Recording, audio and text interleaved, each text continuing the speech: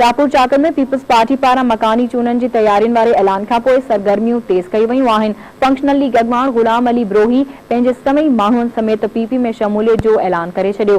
PP chairman Bilawal Bhutto Zardari पारा बल्दियाती चूनन की तैयारियों वाले ऐलान का सरगर्मियों तेज कई वयूं। ॻोठ गुलाम अली ब्रोही में पीपल्स पार्टी जो जलसो मुनक़द किया वियो, जंहिं दौरान पीपल्स पार्टी की क़यादत ते एतमाद जो इज़हार कंदे फंक्शनल लीग अगवान गुलाम अली ब्रोही साथियुनि समेत पीपी में शामिल थियण जो ऐलान किया।